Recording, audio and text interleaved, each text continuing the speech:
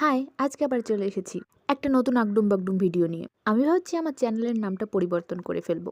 পরিবর্তন করে চ্যানেলের নাম রাখবো আগডুম বাগডুম। যেখানে যত উল্টোপাল্টা জিনিস দেখবে সব আমার চ্যানেলে পাবে। মাঝে মাঝে আমার মাথায় এত উল্টোপাল্টা জিনিস চাপে, সেগুলো যতক্ষণ পর্যন্ত না করে মন ভরবে ততক্ষণ পর্যন্ত আমি সেগুলো করতেই থাকবো। তো ইদানিং আমার মাথায় চেপেছে যে ঘরোয়া জিনিসপত্র দিয়ে কোনো বিদেশি রেসিপি তৈরি করা। মানে আমাদের ঘরে রান্নার সময় সাধারণত যে সমস্ত জিনিসপত্র দিয়ে রান্না করা হয় সেগুলো দিয়েই রান্না করব। অতিরিক্ত কোনো জিনিস লাগাবো না। তো ঘাটতে ঘাটতে আমার সামনে চাইনিজ একটা রেসিপি এসছে, সেটা হলো Chinese style tomato egg fried. ওটা দেখতে এতটাই লোভনীয় কি বলবো। সবগুলোর জন্য দেশি জোগাড়, দেশি টমেটো, দেশি লঙ্কা, স্প্রিং অনিয়ন নেই তো কি হয়েছে, এটা শীতকাল। রান্নাঘরে গেলে পেঁয়াজের সাথে পেঁয়াজের ডাঁটি এমনিই পাওয়া যায়। আর সব থেকে ইম্পর্টেন্ট জিনিস ডিম, সেটা তো অবশ্যই দেশি। এতগুলো ভিডিও দেখেছি এত সুন্দর করে তৈরি করে, তোমার ওদের তৈরি করা দেখলেই লোভ লেগে যাবে। এক একজন এক এক রকমের তৈরি করেছে, সেখানে টমেটো, ডিম আর স্প্রিং অনিয়ন তো মাস্ট ছিল। কেউ কেউ তার সাথে সয়া সস, চিলি সস এগুলো ব্যবহার করেছে। আমার কাছে নেই ভাই, আই এম গরিবস।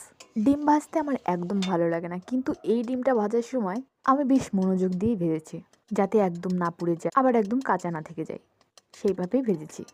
আর আমি যখনই ডিম ভাজতে যাই, সে যেভাবেই ভাজি না কেন, অমলেট কিংবা বড়া, ওই ডিম ভাজিতে আমার নুনে পুড়ে যাবেই যাবে। তো এই ডিম ভাজিটায় আমি নুন ফুন কিছু দেইনি।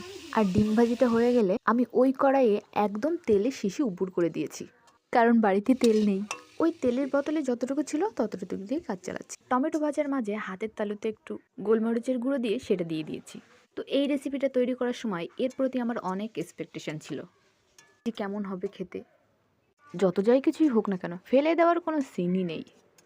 তো বকবক করতে করতে হয়ে গেল আমার Chinese style street egg tomato fried.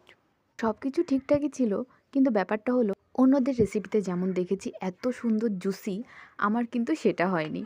আমার হয়ে গেছে চচ্চড়ি, দেশি স্টাইলে ডিম টমেটোর চচ্চড়ি।